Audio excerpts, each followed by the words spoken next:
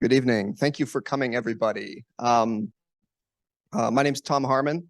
I'm a professor of theology here. I'm also associate director of Catholic Studies, which is the program hosting the Archbishop Miller Lecture. But before we go too much further, I'd like to ask our university chaplain and distinguished alumnus, Father Eduardo Rivera, to come up here and start us off in prayer. Father? Thank you.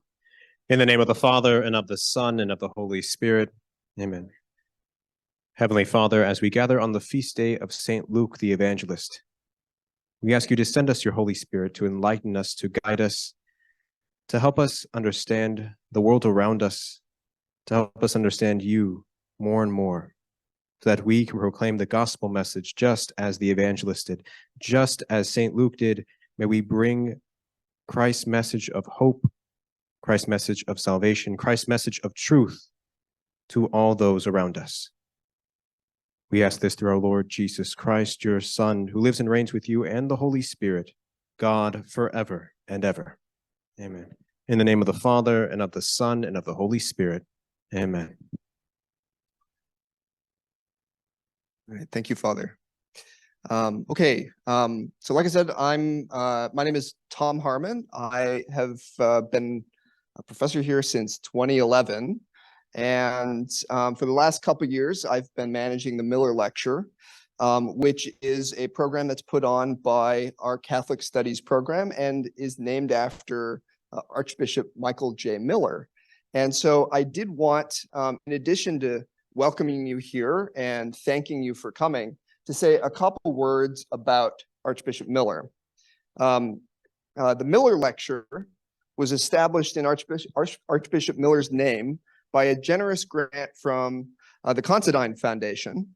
So first of all, I would like to thank the Considine Foundation for the grant that established this lecture series. And second of all, excuse me, I want to tell you a little bit about Archbishop Miller himself.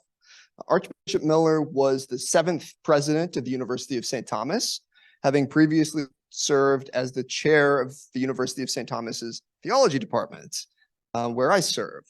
And then after he was chair of the theology department, he became dean of the School of Theology at St. Mary's Seminary. And as UST's vice president for academic affairs thereafter. Between his stint as VPAA and president, Archbishop Miller served for 5 years in the Vatican's Secretariat of State.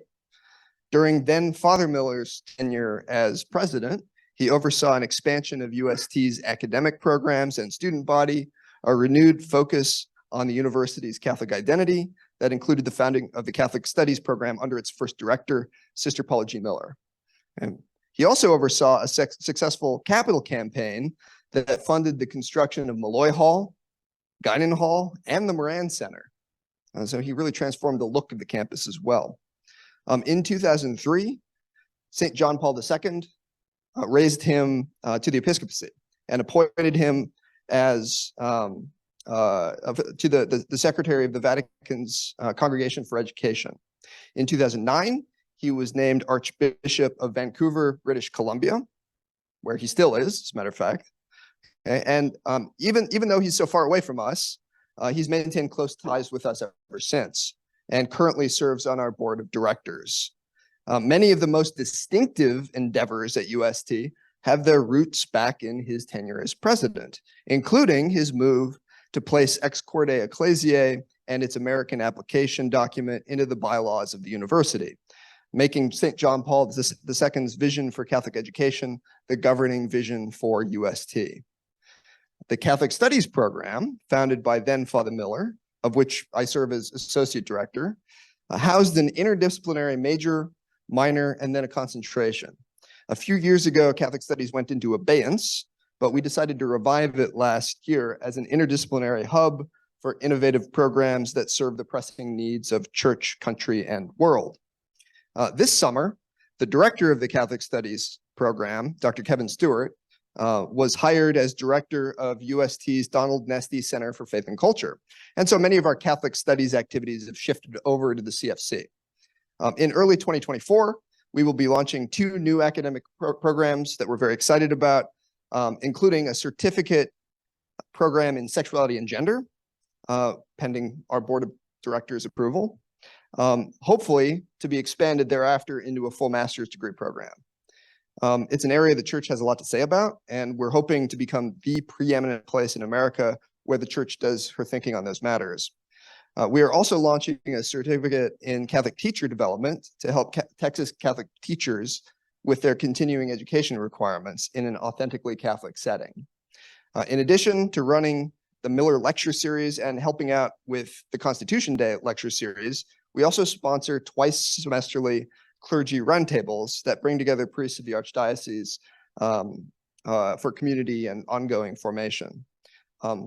This is the advertisement part.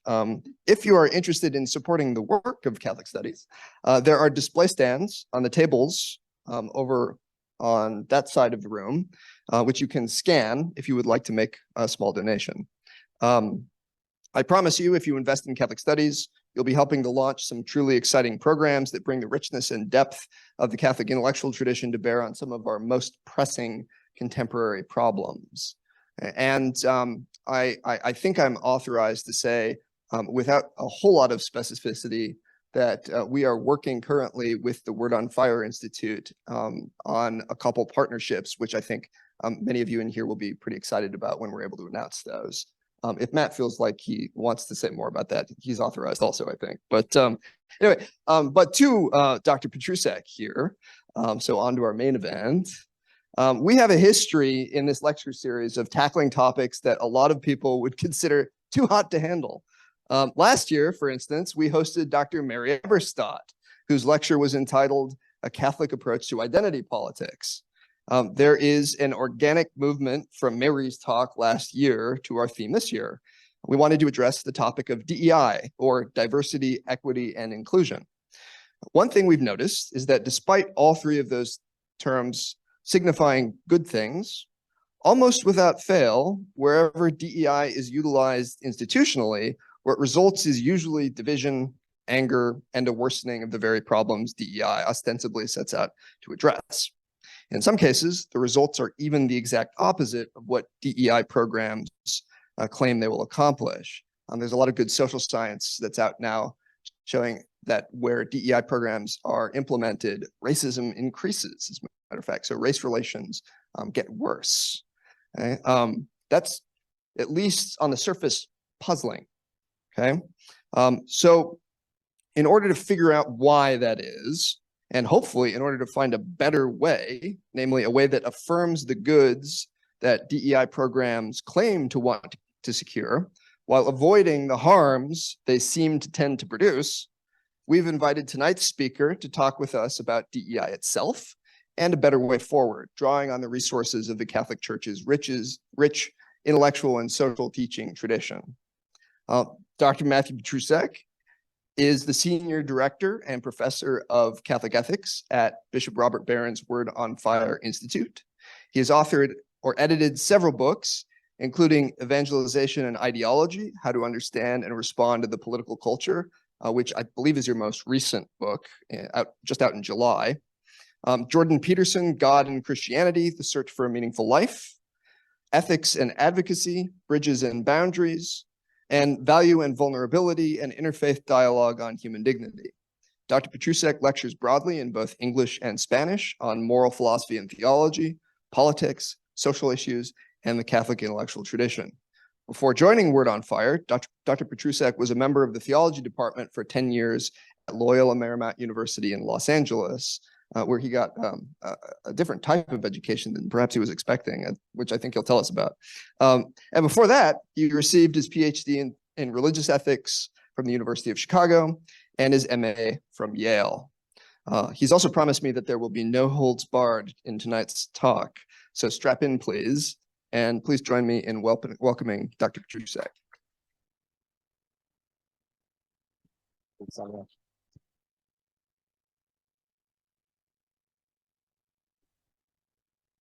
Well, thank you so much for this. I've been here all day since the morning, and it has just been a beautiful day in every way possible. I want to thank Professor Tom Harmon for that very gracious introduction, and for being such a gracious host, and for taking me to a place called the Pit today. Whereas I was trying to maintain a high level of socialization as I bit into brisket and had an emotional experience. A revelation, I might say, that I'm going to tell my children about when I get back home. I will gather them to me and say, there is this place called the Pit. So thank you. It's been an amazing day. I just want to thank Dr. Chris Evans and Dr. George Harn, who've been working with for quite some time now. The news is that we will be launching a joint master's degree program to be called the Masters in Evangelization and Ideology, and it's set to launch in the summer of 2024. So we'll be releasing more details as we continue to put the program together, but we're put together already what we know will be a long and beautiful relationship with the University of St. Thomas. And so we're very grateful for this partnership. And I just want to say that I'm grateful to be in a place where there's so much hope and light and growth and stability, sanity. There's the work that led to the presentation today and my previous existence of being in higher education. There's a lot of darkness, there's a lot of despair, there's a lot of confusion, there's a lot of hatred, there's a lot of tribalism, there's a lot of things that patently don't make sense coming from people who have a lot of power. And so it's easy to fall into a trap of despair, to fall into a trap of saying there's nothing I can do, I'm just going to have to keep my head down and hope for the best. But then you come to a place like this and you see the true richness of the Catholic intellectual tradition, not only in its curriculum, but also embodied in its people. And so I'm inspired. I'm genuinely inspired and so happy that that I'm here and that the Word on Fire Institute will be working with University of St. Thomas long term. So today's talk is called Beyond DEI, Dignity, Equality, and Solidarity. So the first point I want to address is how do we even begin to address a topic like this in terms of getting some specificity and it ultimately giving more light than heat. There will be some heat. Heat is inevitable nowadays. In order to say something that even approaches the truth, you're going to get pushback. So there will be heat, but the goal is ultimately light, a way of thinking through this way in a way that will lead to a consensus that will allow us to fully live in peace and unity, which is embedded in the Catholic social thought tradition. That's the ultimate goal. So the question is how can we speak about this topic in such a way where at least there's a shot of that being the end product? And so what I want to focus on is definitions, trying to get some specific definitions for the terms diversity, equity, inclusion, specifically as they appear in a contemporary corporate government educational context. Then look at the moral implications of those terms. So given that these are the definitions of the terms, what does that necessarily imply, both in theory and in practice? And then seeing if there is a better alternative. There is a better alternative. Now, two preliminary objections could take the following form. One is, why do we need to define diversity, equity, and inclusion at all? I mean, isn't it obvious what these terms mean? And aren't they unquestionably good? Now, as Professor Harmon alluded to, on the surface, they do sound like very good terms. But one of the specific challenges that we find ourselves in nowadays is that the meaning of words have shape-shifted over time. And we paradigmatically see this in the transgender debate, where words that used to be tied to very clear, fixed, biological, and to use a fancy word, ontological realities, meaning they're grounded in the very structure of reality itself, have now become open season for unlimited interpretation. And that's happening across the board in moral language. It also applies to the word safety. It also applies to the word freedom. It also applies to the word equality. And so we need to pin down definitions if we're going to have any hope whatsoever of moving forward. So the first part of the presentation will be seeking to do that. The second possible line of objection, even before I start talking, is, well, who are you to provide and morally assess the definitions? Aren't you, meaning me, disqualified because you are a privileged white, heterosexual, cisgendered, male native English speaker? And I put a asterisk by cisgendered because it's actually a very potent, explosive political category now for those of you who don't know what it means, blessed are you. What it means is somebody who identifies with the gender or sex with which he or she was born. It implies that you cannot identify with the gender with which your sex with which you were born, but that also implies that you were born with this sex, which undermines the entire artifice of transgender theory. But this is part of the DEI language, so it gets an asterisk. All these other characteristics at least have some grounding in empirical reality. So who am I? How do I go about? What gives me the right to say anything? So let me address these two preliminary objections up front. The first objection I can respond to in this way is that, well, it's true that diversity, equity, and inclusion can be difficult to define for a couple of reasons. One is that they do differ from organization to organization. And that's important to note. I've sourced some material for today that really gets at what the heart of the ideology, the DEI ideology, I think really represents.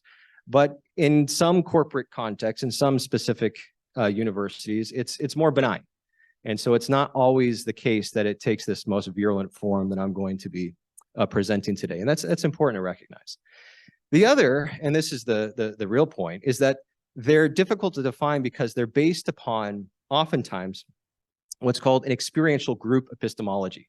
And before your eyes glaze over, because I said the word epistemology, just know that all I mean is the source of knowledge. So how is it that we come about the possibility of identifying something as true or false, as real or artificial? What methodology are we using to come to a definition of a word or a concept? DEI is really based in a subjective epistemology. What that means, and I'll unpack this as we move forward, is that it's based upon what specific individuals and then more broadly what specific groups say that they want the definition to mean. It's ultimately based on will, not reason. At the same time, so the definitions become unmoored from any kind of fixed rational structure. At the same time, they're applied to a moral hierarchy, meaning these things are good and these things are bad, along the lines of race, sex, gender, and gender identity, and sexuality, and other like categories. So on the one hand, the words are not connected to fixed realities. On the other hand, they're then applied to moral categories. So this creates, for those of you who've studied any philosophy, or for those who've really just thought, which is everyone here, this creates a very difficult problem to solve because it's like trying to hold jello, liquefied jello in your hand and trying to analyze it as it pours through your finger. Okay, so what is an experiential group epistemology based on a racialist moral hierarchy? I'm going to show you an example that comes from the Smithsonian National Museum of African American History, an infographic that came out in 2020. Now, it was eventually removed from the website, but it's still the thought patterns, the underlying ideology that it represents is still present throughout DEI ideology.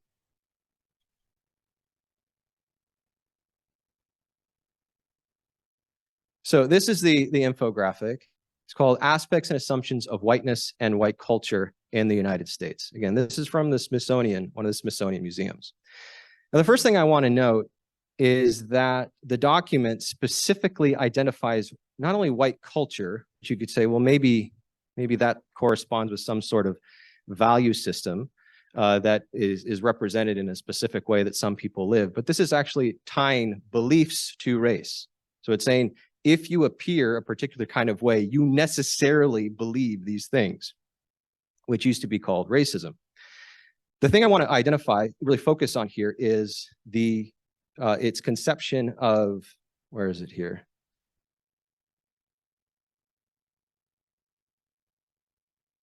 Oh, sorry. Okay. Here, emphasis on the scientific method. So what this document is stating about whiteness and white culture is that what it means to be white is that you think in objective, rational, linear thinking.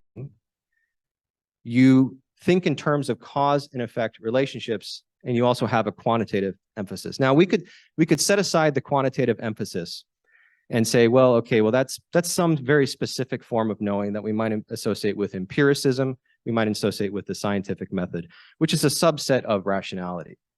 But thinking in objective, rational, linear ways and thinking in terms of cause and effect relationships, that's the condition for the possibility of thinking at all.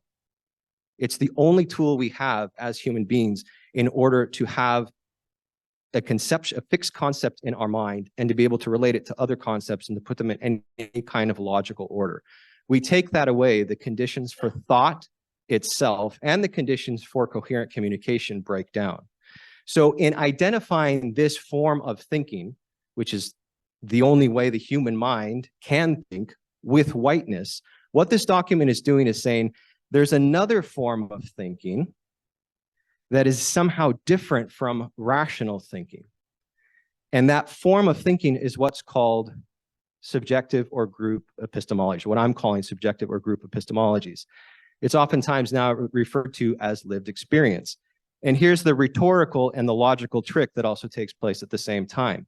In removing a lived experience from rational, the realm of rationality, what the claim is, the necessary claim is that no one can critique my experience. My experience exists outside the realm of rational critique. And so it creates a sort of an island of subjectivity that somehow still represents a form of thinking. I also want to note here that the same document also identifies whiteness with having no tolerance for deviation from a single God concept. So whiteness means that you're a religious bigot, and it also identifies whiteness as up higher as men believing that women can't work outside the house. So this document is an example of bigotry. But for our points, for our sake, I want to focus on its underlying epistemology. So you could say, well, what's really wrong with that? I mean, isn't it okay just to say that we live in different epistemic worlds? And one way this is popularly put is, you have your truth, I have my truth. Well, the first problem with that is it's logically self-contradictory. So if someone says to you, I have my truth, you have your truth, a fair response is to say, do you believe it's true that you have your truth and I have my truth? Do you believe I should believe that it's true that you have your truth and I have my truth? And the answer must necessarily be, well, yes, otherwise you wouldn't be expressing that point of view. And so subjective epistemologies, whether individual or group, cancel themselves out in making a universal truth claim. They're also impossible to falsify. What I mean by that is, if someone tells you that their lived experience is this or that, there's no way, in a literal sense, there's no logical entree into say, well, that's not true. Experience is neither true nor false. It doesn't fall into those categories. And so once again, it becomes impossible to critique. Now, the real mischief happens when these subjective epistemologies are then tied to moral claims. So this is my lived experience, therefore you must, or therefore we must. The problem there is that now there's a mandate coming from a source of knowledge that by definition is immune to critique. And so that's the last point here, when combined with that moral hierarchy, it basically becomes bully logic.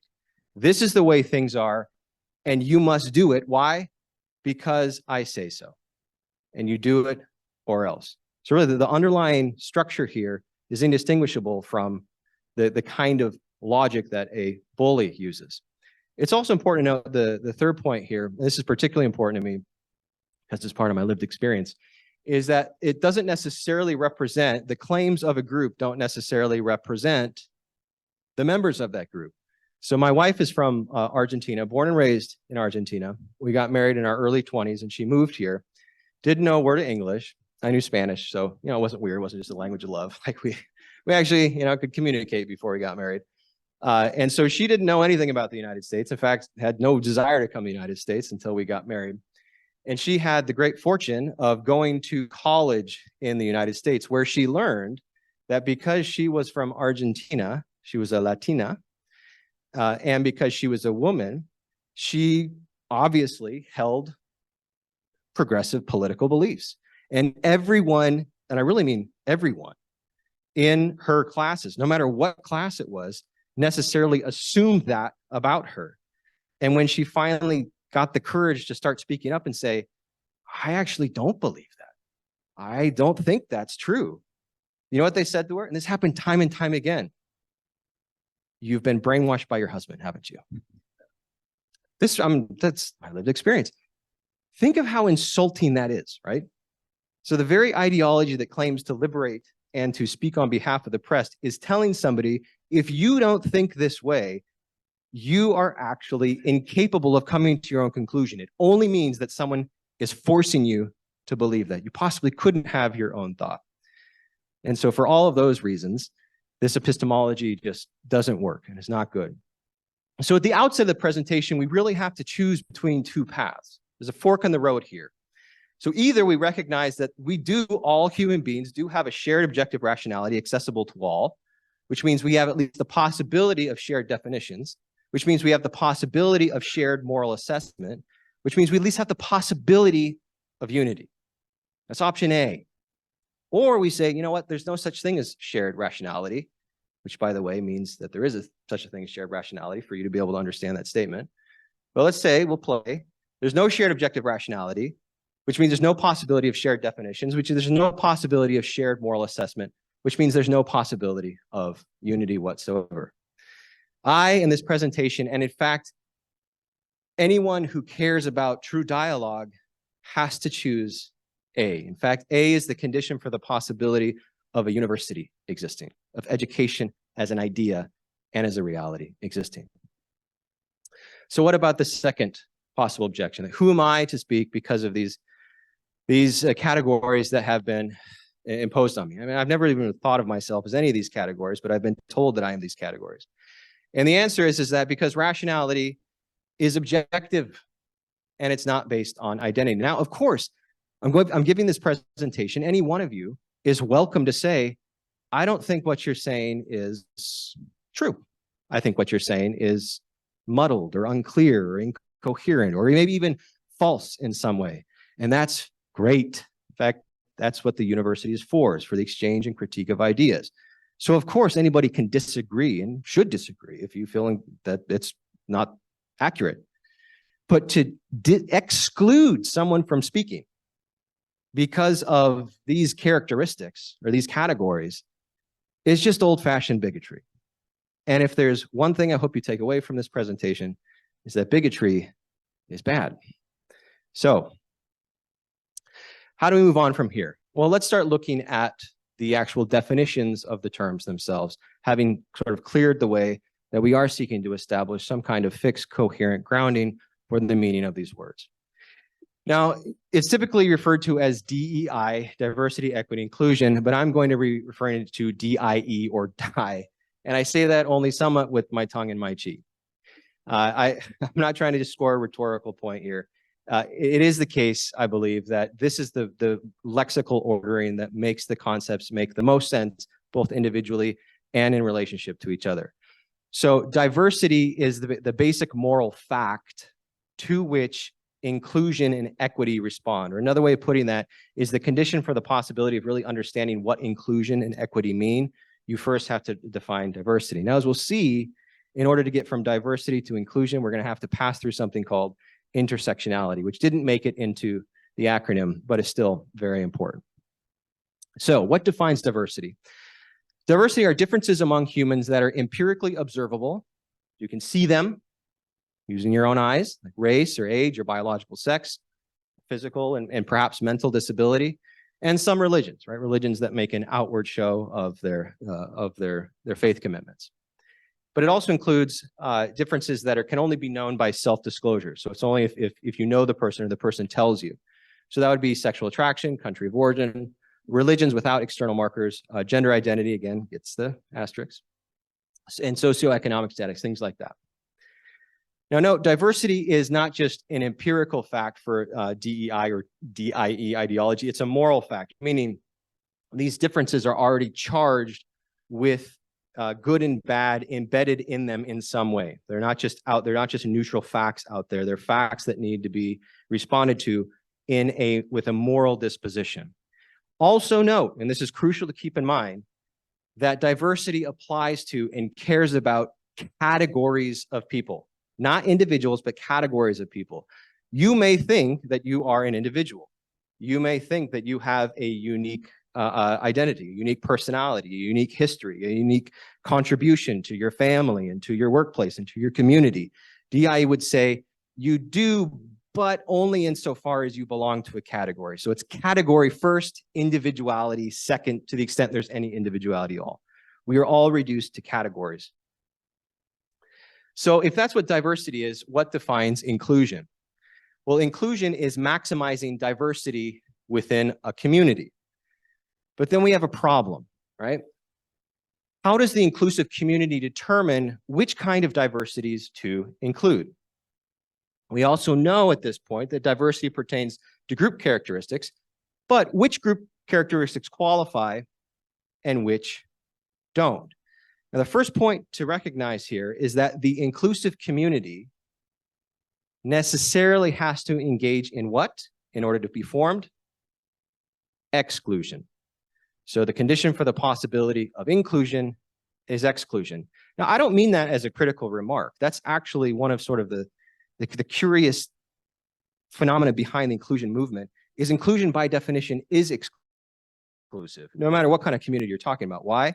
Insofar as you're talking about a community, you're talking about some set of characteristics that defines that community, no matter what that community is, right? So insofar as there's a definition to the community, that necessarily includes the exclusion of what other characteristics are outside of that community. It can be as simple as, a sport.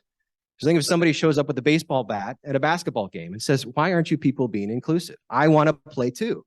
And the answer is, the rules of this game are that we don't use a bat, right? In fact, this game would lose its essence if we did use a bat. So there's nothing wrong with defining communities as exclusive. They need to be exclusive in order to have any kind of conceptual clarity to what they are. What matters is the criteria of exclusion. So that's what we'll look at next. So in order to understand who gets into the inclusive community through the prism of this ideology and who doesn't, we have to go through intersectionality. So intersectionality is inclusion's gatekeeper, or like the security guy at the door, who gets in and who doesn't. So again, when we're looking at the inclusive community in response to diversity, some problems arise. The first problem is that there's just too many different kinds of diversity. In preparing for this presentation, I learned that only 2% of people in the world have green eyes. So if you have green eyes, you are in a very, very, very, very significant minority among the human population. But of course, diversity can also include height, include weight, it can include physical attractiveness, it can include life experiences. So we have to begin to draw some boundaries against which kinds of diversity include for the inclusive community and which don't.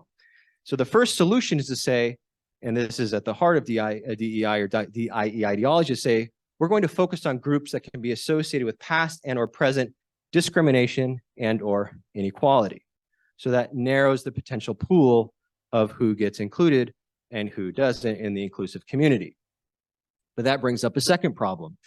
These groups are internally diverse and do not necessarily share the same values and goals. So there can be conflict. A place there I used to work had a giant mural under the word diversity that showed representations of three kinds of people who were physically exhibiting symbols that were at war with each other. Symbols representing worldviews that are fundamentally incompatible, and yet they were all representations of some kind of form of unity that the poster was calling diversity.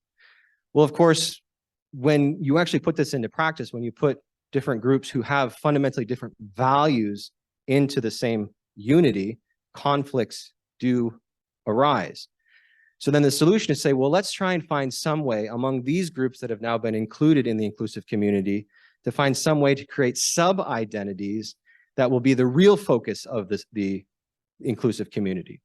So this is where we start getting to the idea of intersecting identities. So of all the groups that are now in the community, we'll say, well, we'll take this piece plus this piece plus this piece. So for example, we'll take race plus sexuality plus gender identity and create a subgroup. And this subgroup will rise to the top and be that which really occupies the inclusive community. But that raises another problem. We get the uncontrolled proliferation of intersecting identities. Now remember, the underlying epistemology or the underlying theory of knowledge in this ideology is that subjective categories are under the control of individuals and groups. What I mean by that is you can create your own identity. And so what happens is, this happens both in theory and in practice, is a formula emerges. So you say, as a blank, blank, blank, and blank, so you're collecting identities, right? And then using those identities to make a moral command or a moral claim that says, because I am of these categories linked together in an intersectional unity, I feel unincluded or unsafe or unheard. Therefore, you must do such and such. Now, the problem is that when the inclusive community has groups that are now, you've now stacked them in an intersecting hierarchy, but also given them the authority to create new hierarchies by subjective associations with identities that they're creating, and then giving them the authority to make moral claims on each other. Say, you have to do this because I belong to these categories. No, you have to do this because I belong to these categories. You get chaos. You get absolute chaos. So we need another solution to this problem. We unite the intersecting identities against a common enemy that represents a singular source of all oppression, and ideally, an enemy that will not resist or is unable to resist. In other words, you create sort of the classic concept of a scapegoat. You take all the conflict among the community and you cast it onto one group. Now, this has been done throughout history. It's just also being done right now. You cast it onto one group. All the, as it were, conflict of the community is now put onto that one common source of tension or oppression, as we'll see. And then that will unite the community, because no matter what differences they have among themselves, they're all united by being against that. This is where intersectionality finally shows its cards and reveals who that common enemy is. So I've taken this quote, it's a verbatim quote, word for word, from a document that, again, the National Museum of African American History and Culture, a Smithsonian Museum, has linked as a resource. But this document was produced by Vanderbilt University. And the thinking that it represents is widespread throughout DEI training. It's widespread throughout the corporate America and throughout higher education. So it first defines what privilege is. Again, this is a direct quote. Privilege operates on a personal, interpersonal, cultural, and institutional levels and gives advantage, favors, and benefits to members of dominant groups at the expense of members of target groups. In the United States, privilege is granted to people who have membership in one or more of these social identities. White people, able-bodied people, heterosexuals, males, Christians, middle or owning class people, which is the first time I'd ever heard something called an owning class people, middle-aged people, and English-speaking people. So these are the categories, according to the document, that represent privilege. Now, you might look at that and say, okay, well, that's just a sociological analysis. It's just a way of looking at society and trying to understand where the sources of power are and where the sources of money are, and then trying to find characteristics that we can somehow causally or at least empirically identify with those sources of power and money. It's just a sort of an empirical exercise. We're just observing what's going on in society. And we could question that, right? We could say, is that really an accurate description of society? Well, it could stay in the realm of empiricism, but this is where things take their dark turn. Privilege is then linked to what the document calls agents of oppression. So agents of oppression are members of the dominant social group in the United States, privileged by birth or acquisition. So we see oppression is now directly linked to privilege by birth or acquisition, which knowingly or unknowingly, which means that someone can be an agent of oppression and not even know it,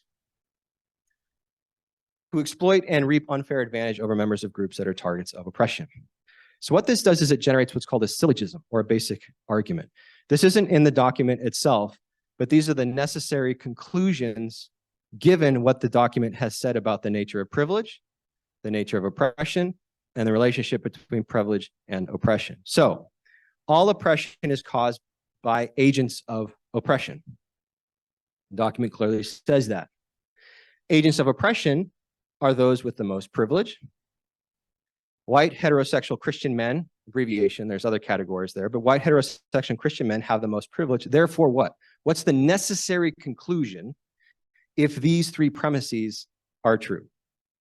White heterosexual Christian men are the cause of all oppression. Now, if you really take those words seriously, what the document has done has identified an enemy.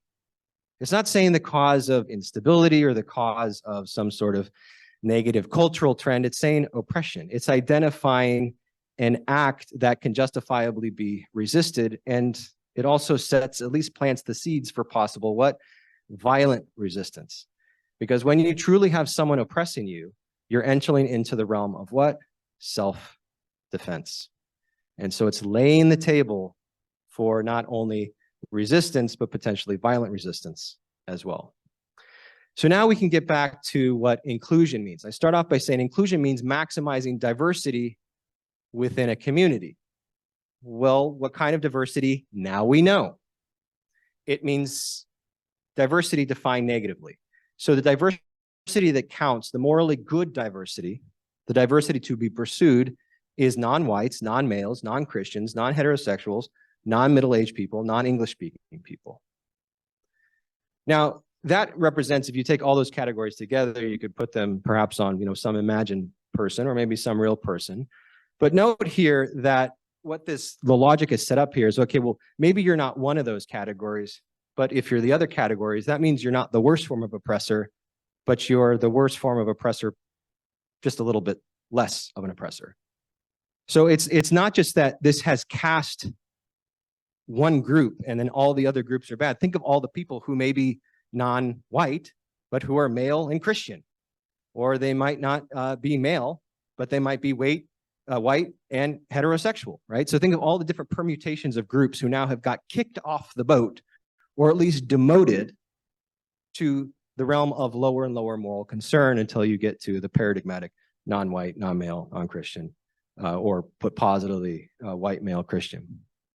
So again, according to D.E.I. or D.I.E., inclusion, the inclusive community, means the exclusion of people in these categories. Now think about this.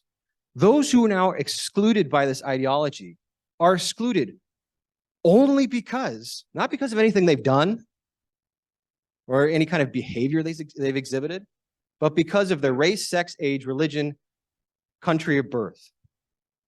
In other words, intersectionality plus diversity inclusion is just neo-bigotry.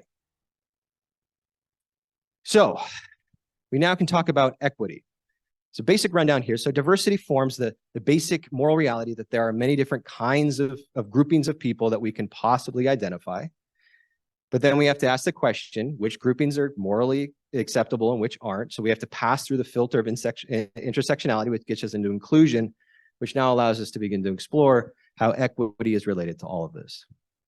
What defines equity? This is from another document from the same source. Equity is treating everyone fairly.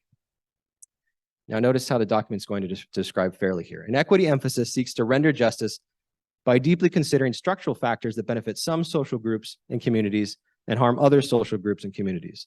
Sometimes justice demands, for the purpose of equity, an unequal response. So we see the goal of equity is ensuring that a community's power and resources are fairly distributed among the different forms of diversity in the community. Well, then you say, okay, well, what's the criterion of fairness? How do we know if it's being fairly distributed or not? The criterion of fairness is group membership. So being in a particular group puts you in the category of receiving an equitable distribution according to your membership in a group. Again, it has nothing to do with individual or group merit. It would add competence, performance, behavior, or actions. It's belonging to a community. And then the method of imposing fairness is the redistribution of power and benefits that others have or others used to have in the community and giving them, redistributing them to those who identified as within the intersectional hierarchy as more deserving of them because of their group membership. In other words, this is just equality of outcome. This is a highly loaded term, it requires more explanation, but it's a form of Marxism. It's seeking to impose equality because of your membership in a group. Something is taken from one group and given to another simply because of group membership. So we now get to see how all of these things are put together, right? This is the hierarchy of D.E.I ideology. We now know that diversity, inclusion, and equity, again, while they sound good on the surface, have now been gutted of whatever good moral content they used to have and stuffed with this highly ideological, exclusive conception of what it means to have an equitable, inclusive community. So let me just show you very briefly this thinking in action. It's spread widely throughout higher education and in the corporate world as well. But here's an example from the University of California, Berkeley, where we get to see how this kind of thinking is used to exclude not only particular kinds of people in these groups, but anybody who thinks the wrong way as well. So this is where diversity, equity, inclusion not only kicks out identity groups, but it also kicks out thought groups as well. So this is a rubric for scoring, rubric for assessing candidate contributions, diversity, equity, inclusion, belonging. This was still used, to my knowledge, by the UC Berkeley, and also used in many other universities as well. If you don't score highly on this rubric, there's a very high chance that you won't get the job, no matter what your field is. So you could be in physics, you could be in geology, and if you get a low score on this, you're not going to get the job. So one thing I really want to highlight here are in these latter categories. So one here in the track record in advancing diversity, equity, inclusion, and belonging, what this means is, are you an activist in support of the ideology? It's directly calling for you to show evidence that you are actively engaged in promulgating and supporting this ideology. If you're not, then you get a low score. But perhaps this one is the most revelatory. You get a 1 or a 2 or potentially a 0 if you say this. Now think about this, professors especially. If you say, I treat all of my students the same, you get a low score. You don't get the job. Which means what?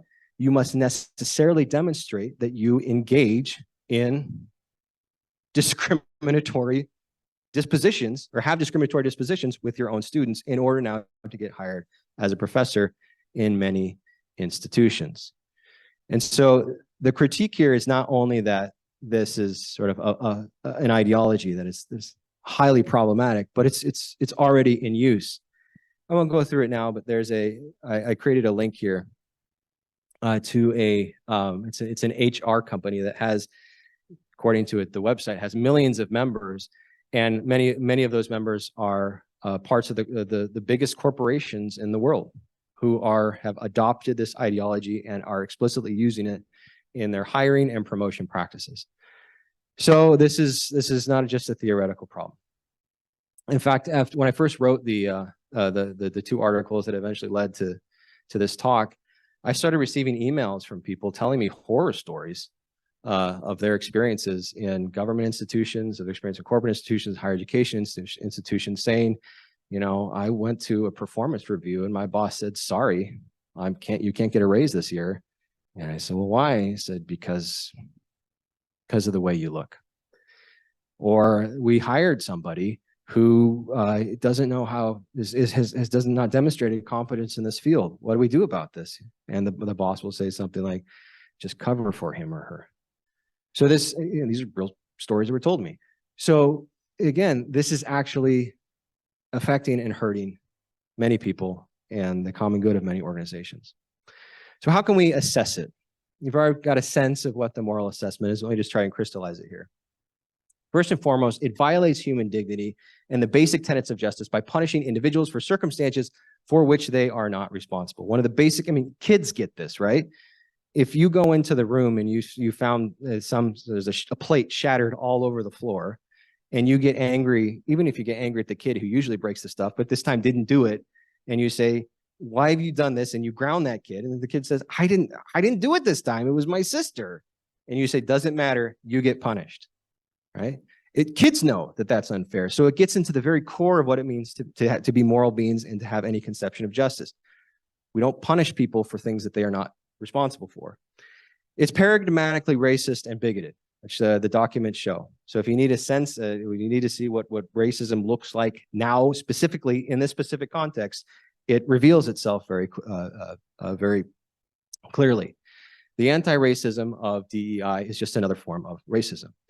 It's based on a subjective epistemology that is indistinguishable from Bully's logic, we already pointed out, but it eventually causes the whole thing to collapse. Why? Because once a common enemy is removed, then another common enemy needs to be identified, or else what happens? Chaos again. And especially when you put on top of that the proliferating subjective identities, then the whole thing, it's like the snake, the classic snake that eats its tail. It eats its tail. It destroys itself. It also assumes rather than demonstrates causal connection to explain social inequality. Social inequality is a highly complex phenomenon to understand. It needs to be studied very carefully. It needs to be studied very carefully in economics departments, in sociology departments, in psychology departments, not in HR departments.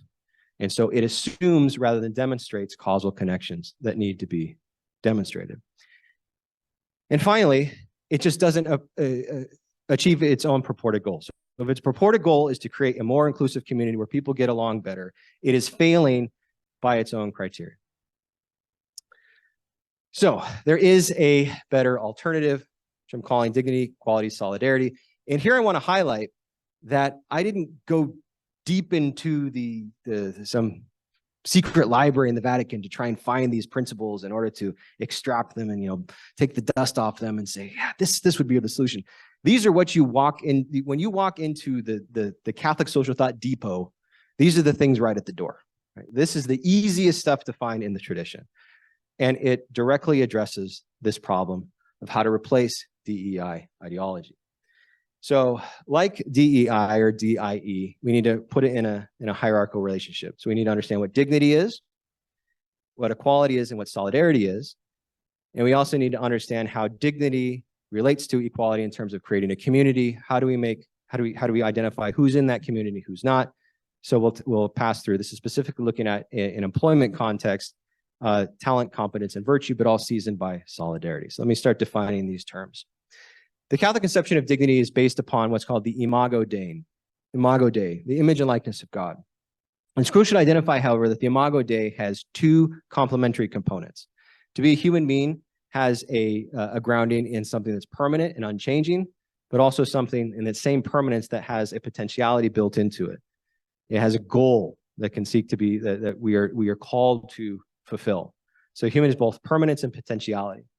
So the permanence of the human being pertains to our unique individuated eternal soul and our body. I'm not getting into eschatology here, but bodies in a Catholic context, in a Christian context generally, are very, very, very important. Why? Because it's not only sort of the shell that we are inhabiting now until we die, and then we'll be eternal souls forever. We ultimately believe, as we're told directly in Scripture, that we will at some point be bodily creatures again. And so the body is, in a sense, permanent, but the body will be perfected in the final accounting of things.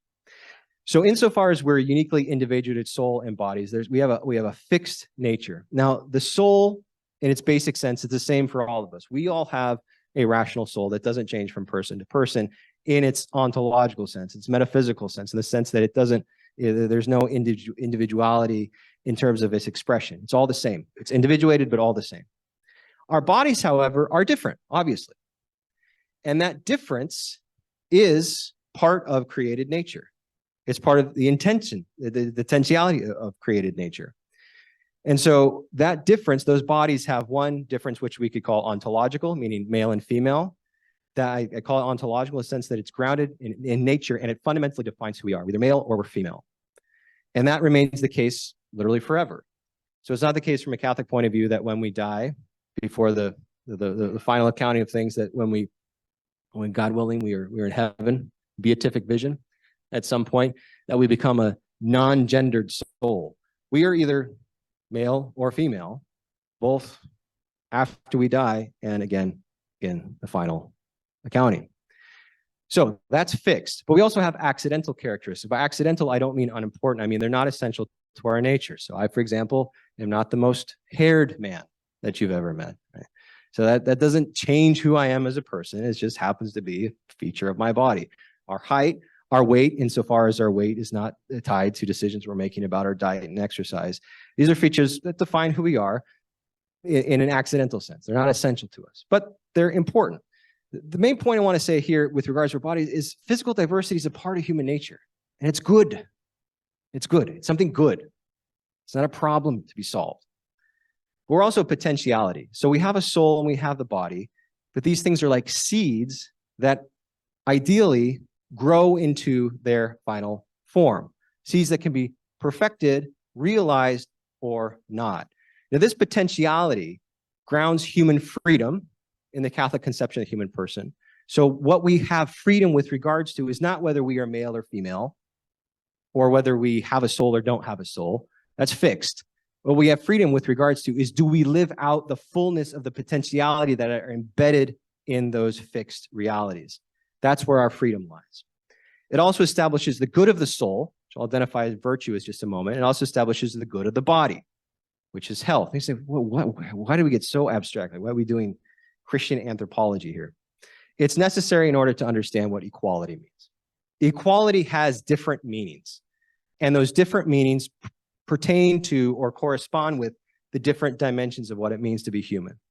So insofar as we are all instantiations of body and soul, permanent, those are fixed parts of who we are. We literally cannot undo them. It's like saying, am I free to be unborn? No, you're not. Are you free not to have a soul? No, you're not. Are you free not to have a male or female body? No, you're not. Or none of us are free with regard to that. But the flip side is that generates an equal moral regard for every human being, independent of our particularities. So whatever individuations we have, both at the bodily level and at the soul level, is every person deserves equal respect by nature, independent of any other condition. And because we also recognize that bodily difference, the physical differences among us, is also part of the intended, created, the intentional nature of existence, we say it's good. So diversity, again, is good. And what that means, the flip side is that if you would treat somebody differently, especially if you would treat somebody negatively, unjustly, because of the way they look, or because they're male or female, is a profound injustice. It cuts at the very heart of what it means to be a human being. And so discrimination understood under that rubric is one of the greatest sins that one human or one group of humans can possibly do to another. So in that regard, equal respect forms that very firm moral wall. We shall not treat each other without regarding their true humanity. That's embedded in who they are, period. However, we can have different treatment understood in this particular form. So remember, individuals, all of us, are free to act differently in response to a uniform standard. So if we say there is a uniform standard, let's say it's virtue, abstractly, or we could say in an employment context, it's job performance, we are free to live up to that standard, to surpass that standard, or not, to some degree. I'm not saying we're 100% free, but we have some freedom. And insofar as we all choose to exercise that freedom differently, as long as the standard is the same, and the imposition of the standard is the same on all those, on everyone, then this justifies unequal treatment. So we have equal regard no matter what. We have unequal treatment based upon individuals' exercise of their freedom in response to a common standard. So what kind of common standard could we possibly identify that are relevant to making just discrimination decisions, meaning choosing who's in and who's not in, and of those who are in, who gets rewarded more or less? I've identified three characteristics here. We can look at individual talent. So that's the individual's capacity to outperform other individuals at fulfilling a specific task. Individual competence, the individual's capacity to perform the specific task well at a specific organization. So not just like, is this person really talented, but can these person's talents really be of specific use here in this particular organization? This is what's oftentimes called fit when you're looking at candidates. We can also look at individual virtue, the individual's character considered independently of talent and competence, but still relevant to company culture and goals.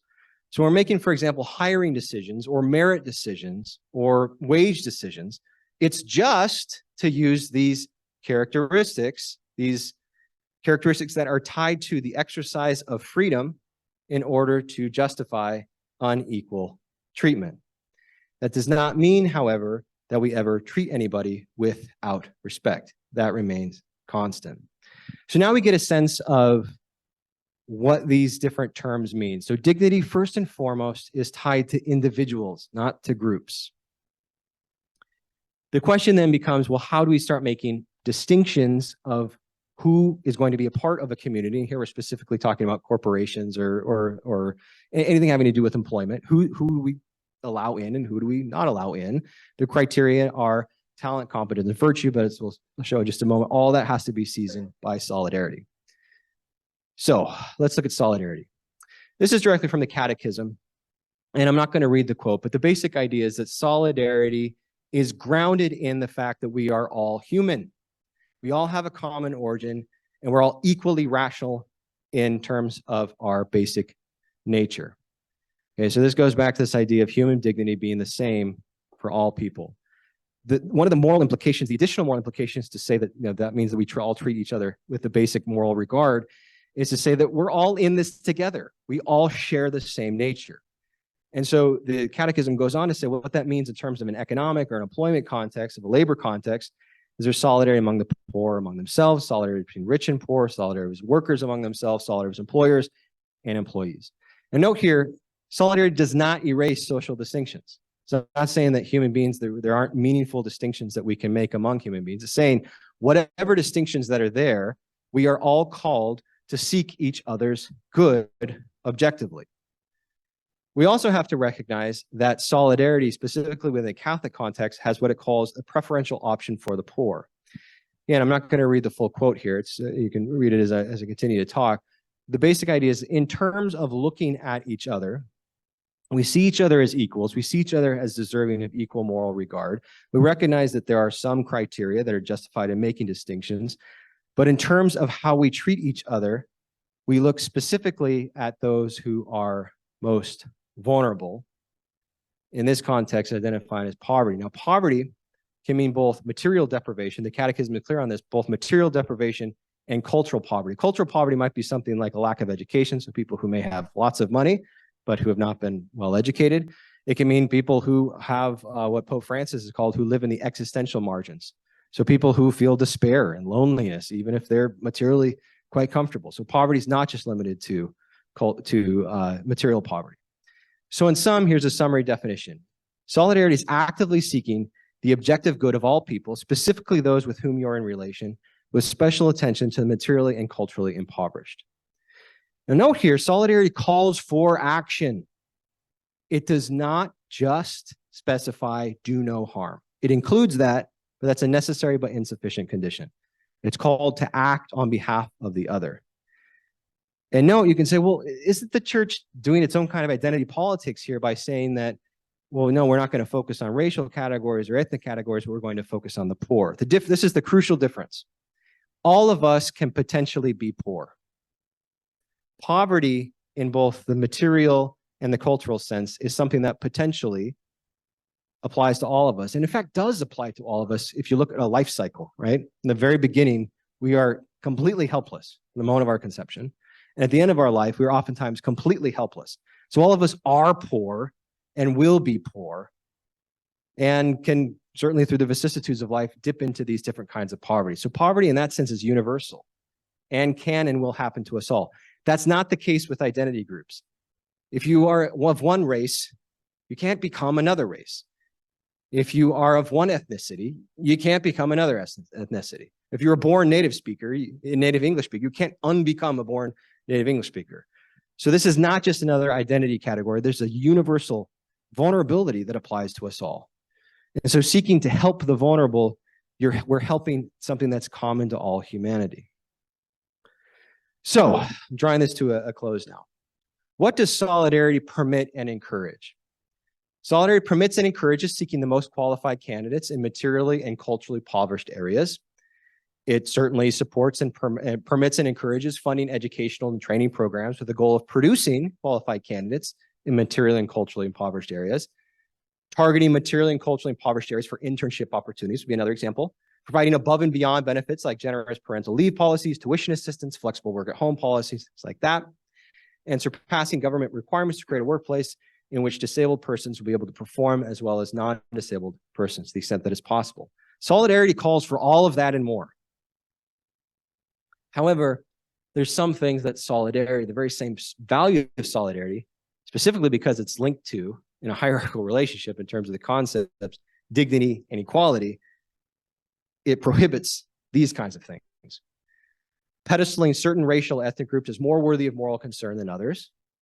So let's say if a school, if you want, let's say a wealthy corporation informed by Catholic values wants to open a school in a vulnerable area, it may be the case that one racial group happens to be those who are the most students. But on principle, the school doesn't say, oh, we're only serving people of this group.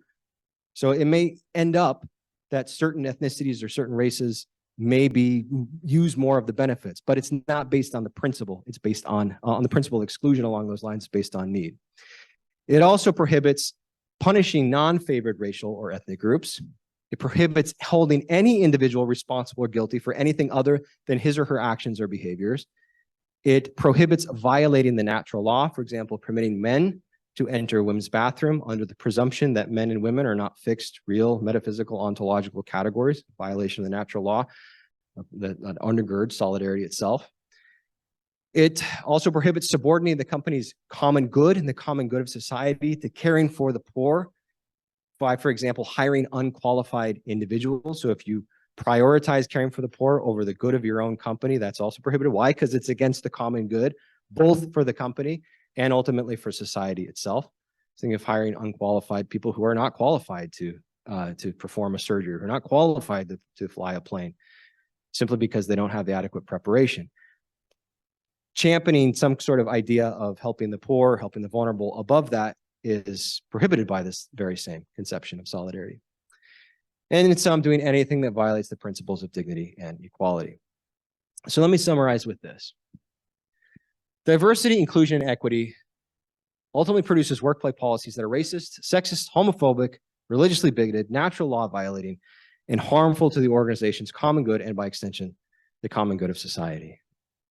Versus dignity, equality, and solidarity produce workplace policies that respect the inviolability of each person's dignity, treat each individual equally while recognizing and rewarding her or his unique contributions, and call everyone to join together in solidarity to pursue the objective good of all, both inside and outside the organization, giving special attention to the poor.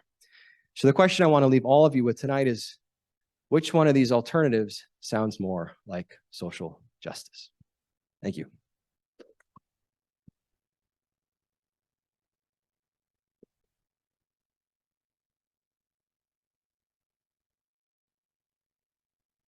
Thank you so much, Matt. My wife knows exactly what I'm going to do now. I'm going to thank you for pointing out exactly how special green-eyed people are. I always suspected that I deserve to be at the top of the intersectional hierarchy. Okay, put that aside. We do have some time for some discussion. Because this is a more or less functional university community, we don't assume that everybody has the exact same ideas about things simply because of their membership in groups. So we would love to entertain some questions. Let's see, what time is it? I don't even know. We've got some time for some questions. Okay, we're good for at least several minutes. And so I will ask you if you are If you want to ask a question, to raise your hand, I'll come with you to the mic, and then I'll ferry the mic back to Dr. Petrusek. So I will be your gopher tonight as well as your MC. Questions, please. Okay, Dr. Squires. So how possible is it to, have an open dialogue or debate with the enemy about these things, right? Could you take this lecture to any of the schools that you say have these DEI policies? Is that possible anymore? How do you forward discourse with people who just disagree with you entirely?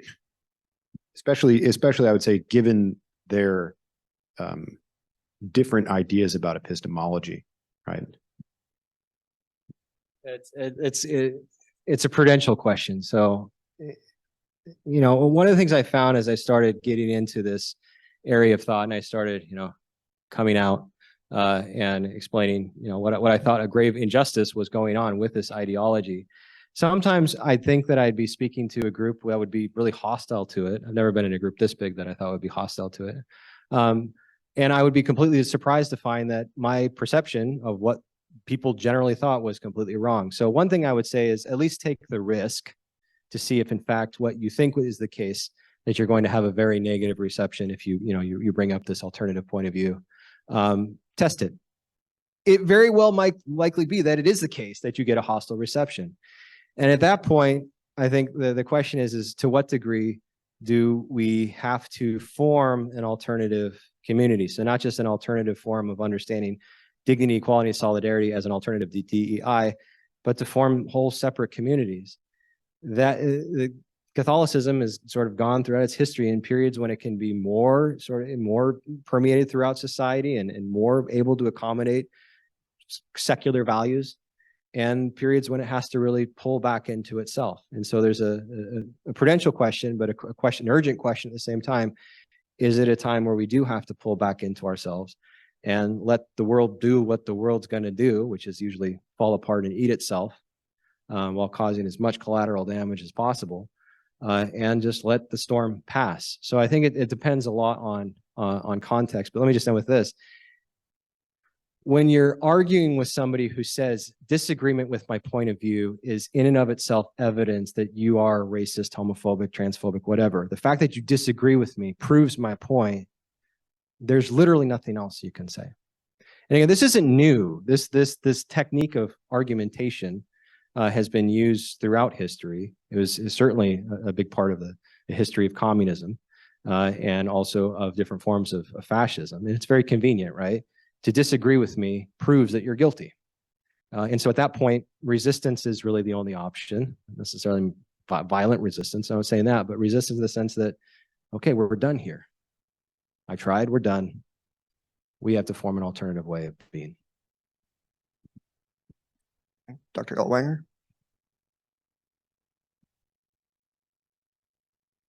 Thank you. Thanks very much for your talk. I enjoyed it.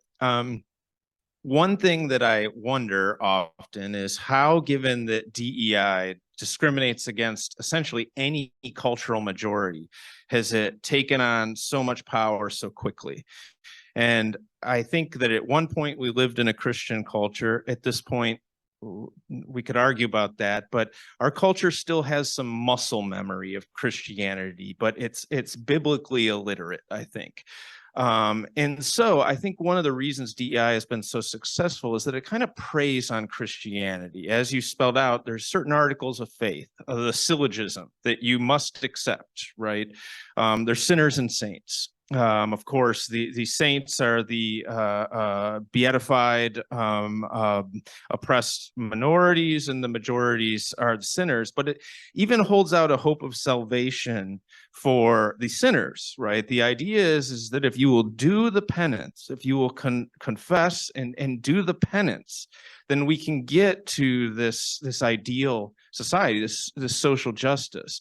And so it seems to me that in a lot of ways, DEI preys on what memory our culture has left of Christianity. It apes Christianity while violating it, as you showed very well. So my question is I think that's one of the reasons it seems so obvious to certain people, but how do we address that illiteracy that it's at the core of the attractiveness of DEI on religious grounds or quasi-religious grounds?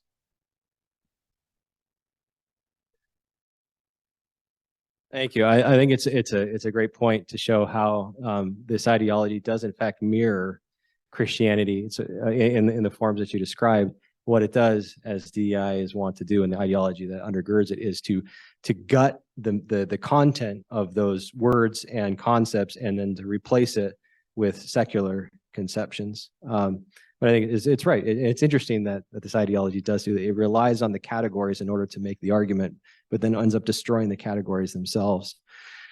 It becomes a rhetorical battle, I think. And the reason that I ended the presentation saying this, which is, it's pretty polemical. I stand behind it. I think it's true that diversity, inclusion, and equity produces workplace policies that are racist, sexist, heterophobic, religiously bigoted, natural law violent, and harmful to organizations, common extension of the common society.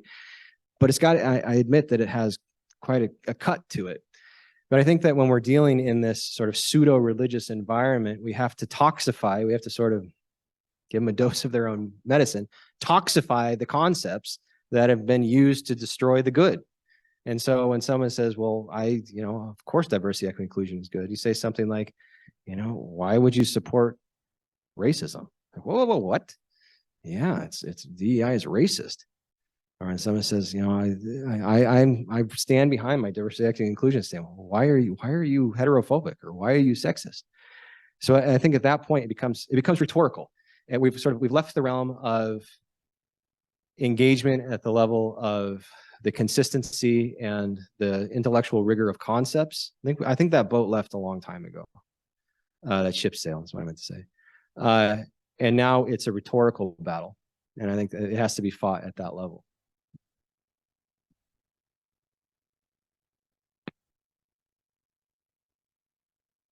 So I feel like, coming from the Catholic perspective, I'm fully on board with being anti-DEI. I hear dignity, I hear equality. I get really on board with that and excited about that. Maybe I'm projecting my own failings, but I get to solidarity, and then how do I do that? I was wondering if you had any words of advice on the solidarity piece or examples from your own life.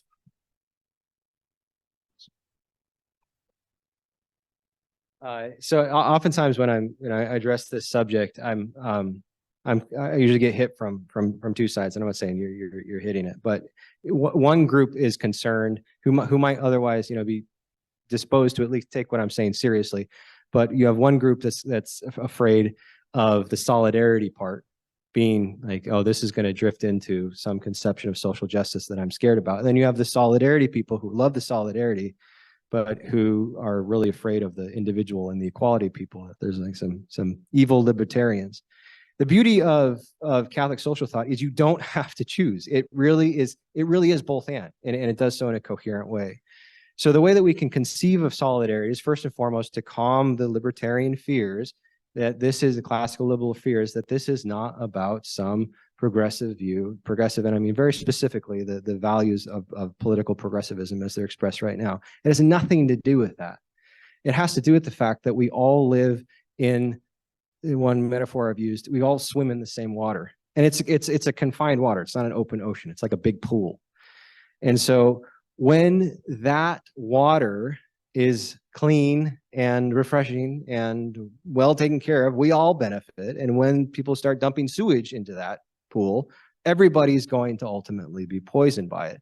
And so solidarity is just the recognition that what I do and how I live my life ultimately will affect others, but also myself as well. So there's this sort of love your neighbor as yourself component. But then on top of that, we build the true good of the other. So independent of whatever benefit I may get for working for justice, I recognize that we are all called to love the other as other, independent of whatever putative good I may get or whatever imagined good I may get. And there, the idea is that, well, we go out and we look for need. So one particular example I found very inspiring. I don't know if you're aware of the Cristo Rey schools. So these schools,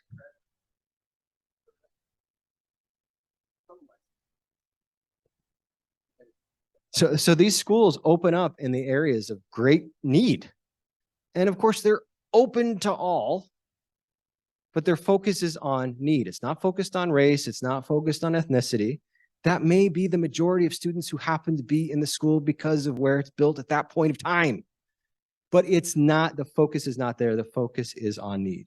And so if we go out into the world with a clear understanding of why we're doing what we're doing and what motivates us to do it, that it is the good of the other based on the universal vulnerabilities that we all have, that prevents us from drifting into a false understanding of what social justice is. We also have to recognize the opposite danger here of pulling into ourselves and embracing a pseudo-libertarianism or libertarianism overtly. It says, look, the world is a fallen place. There's nothing I can do about it. I'm just going to take care of myself and my family and let the world do what it's going to do. Both of those options are errors from a Catholic point of view. I'm going to take a privilege fast, then I'm going to go to Dr. Blockert. Okay. I have a question. Okay. So what do you do about circumstances in which there have been policies or even laws that are based on unjust discrimination over time? You spent some time in Chicago. The Chicago redlining is sort of infamous as a kind of systemically, if you want to use this term, systemically racist policy that had generational effects. So what would your model do on the level of attitudes, but also policies to address those sorts of generational harms that were the result of like actual racism? Yeah, so solidarity is highly historically aware. And that's an oftentimes when I set it up this way, people will hear me talking about equality and dignity and think that solidarity is some bonus or add-on. It's just as important as equality and dignity. And part of solidarity is paying very close attention to what's going on, what has happened, what's the causal structure of what's happened, and then looking at what's the best way to deal with it. So this is something that I think is oftentimes lost in this conversation is just because, and I'm going to just say a generic they, just because they say they're helping or they're doing good doesn't mean good is actually being done, right? Doesn't mean people's lives are actually getting better. And so one thing that happens with some of these progressive conceptions of social justice is that we can empirically see that they don't work. And so when we can, on the one hand, see that there are historical causes, or at least there's historical reasons for things having played out the way that they're playing out in terms of sociological realities in society. We can recognize that and at the same time say, but these policies don't work. We're going to try these policies. So again, I think the crux there is we address need. We don't address categories or groupings of people, we address needs. So if that means opening a Cristo Rey school in an area that's predominantly of one race, so be it. That's where the need is. But we should never say this school is only for people of one race. We recognize that there are certain causal instructions. We can identify them. We can condemn them, but we never say that the solution to past racism is more racism. Dr. Lockard. Thank you. I've spent my whole life being oppressed by the green-eyed minority. Yeah. And it's happened again tonight because Dr. Harmon asked exactly the question I was going to ask, and I thought that was a brilliant answer. So since I've been deprived of my question by the suppression, I'm wondering if perhaps one of the students who are present here tonight has a question for you.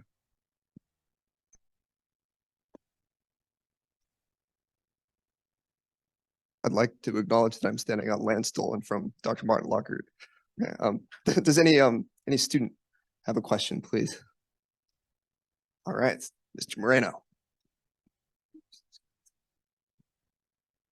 So Dr. Suarez touched on this, but I wanted to see what your thoughts on the corporate America side of it, or the corporate side of it, right? Would you encourage people who are part of the D.E.S. to go into these places with D.E.I.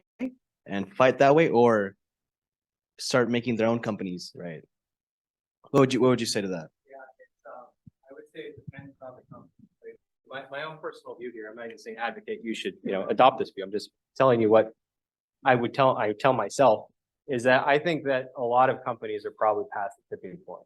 And a lot of it has to do with this problem is that a lot of money has been invested into these programs. There's a lot of people's jobs who depend upon this whole system of thought. And so just removing it at that structural level is going to be very, very difficult because their whole income and the DEI industry is in the one figure, it's like $10 billion a year. I mean, it's an industry in and of itself.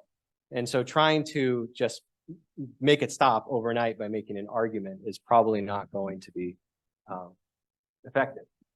So I think that it is a time for the creation of new communities, the creation of new businesses, to be inspired by the richness of the Catholic intellectual tradition, which has everything that you need.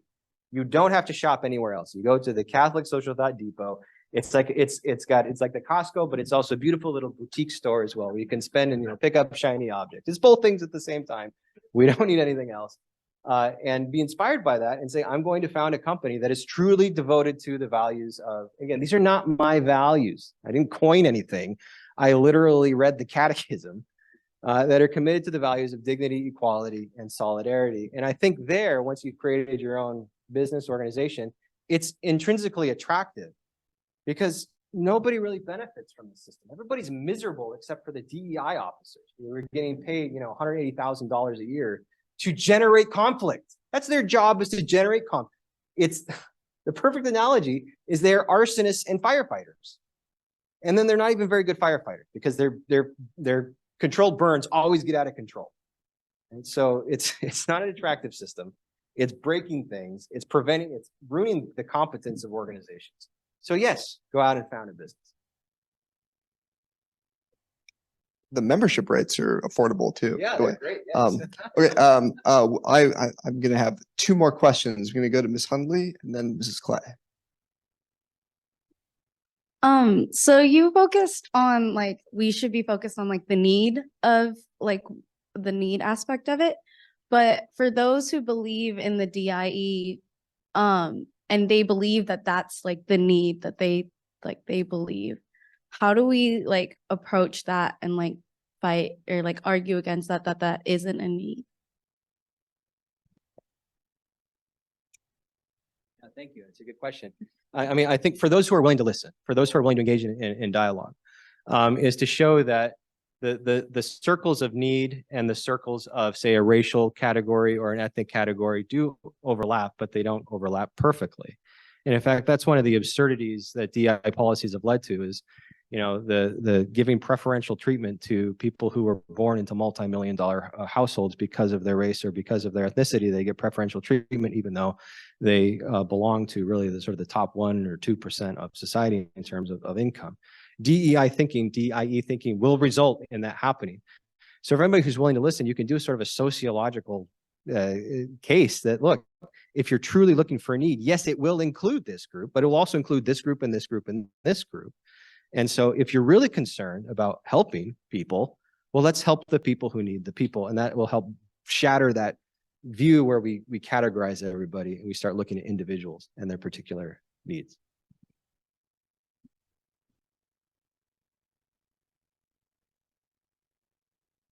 You had me musing on diversity, I guess, and special interest group or special groups. And as I look around this room, it's like, we're doing it pretty well here, right? But how might, or is it problematic within the Catholic Church for us to have, the Black Catholic organization or the Hispanic Catholics? Or I didn't think it was a problem before, but hearing you talk, is it?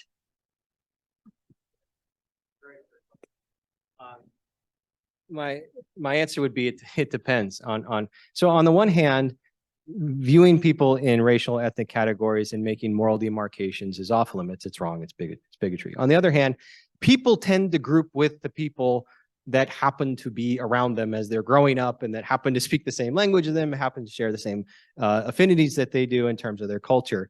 And so in a sense, that's natural. It would be one completely impossible to do anything about, and two, it would be wrong to try and stop people from naturally associating with people who are like them. So on the one hand, we recognize that the designation of these groups, if we're talking about moral categories and seeking to create a kind of hierarchy among them, is wrong. On the other hand, let people form the kinds of groups that they want, so long as those groups are not a predicate for creating hierarchies. I mean, my wife is like, she likes hanging out with other Argentines, and I'm like, did you see my presentation? Are you following on? It's like, well, they like empanadas and I like empanadas, like they make a mean Milanesa and I do too. Like, I'm like, yes, but quality. So like sort of, we know how to do this, by the way. Like when we're not by the people who make money out of dividing us up and get power out of it, when they're not in our heads, we can pretty much hang out with just about anywhere. You know, the proof of that is kids. Ever seen them? Little kids in a classroom before they've been contaminated by us? They'll play with anybody. Doesn't matter what they look like. Matters if they're a good friend. Are they going to push me? Well, I'm not going to play with you. You're still my toy, not you. I don't care what you look like. I don't care where you're from. I don't even care if I don't even understand your language. Let's play, right? So it's in our DNA, the good part of our nature that we still haven't lost in the fall, to know how to do this. And so in a sense, we're just overthinking it. I lied. We're doing one more. Thank you for your talk. It was awesome. I'm from Peru, so I'm neighbor from where your wife is from, and yeah, so it's really cool to think like, yeah, of course we're encouraged to be, to provide solidarity to our people, and obviously it implies to bring good and help with good, right? But we have our own definition of good, right? We as Catholics know what's good, but what happens when these people don't know what's actual good? So how far you can go to help them? What's the limit? Where's the point where you're like, okay, I'm trying to help you, but I cannot keep doing this, till which limit you also have some like self-love and be like, they are never going to hear me, so who mark that point of like, should I keep pushing on this? Should I just back off? So who says what's the limit?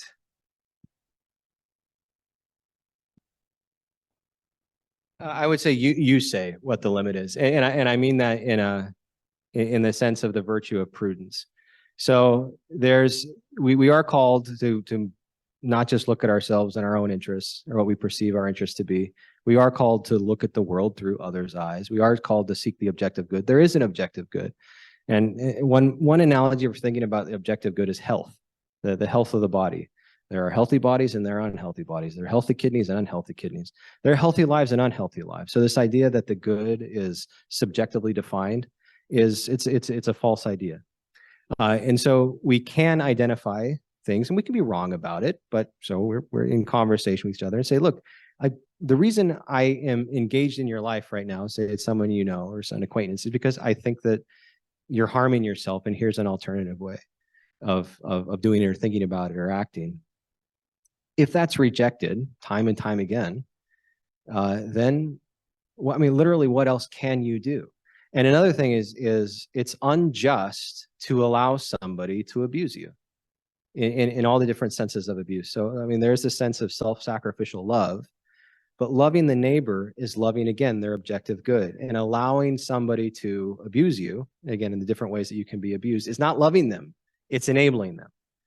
And so if and when the time comes that being in relationship with this particular organization or in this particular relationship is enabling someone to do harm to themselves and or to you, then there's total moral justification pulling out and moving on. Thank you so much, Dr. Petrusek. Please join me in thanking our speaker.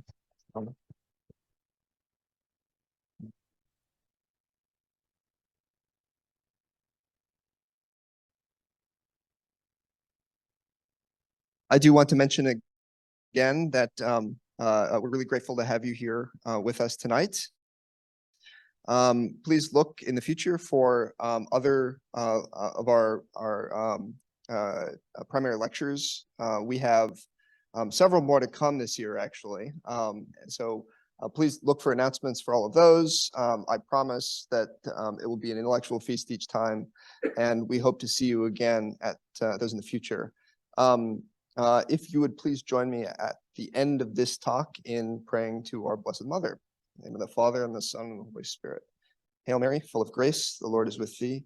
Blessed art thou among women, and blessed is the fruit of thy womb, Jesus.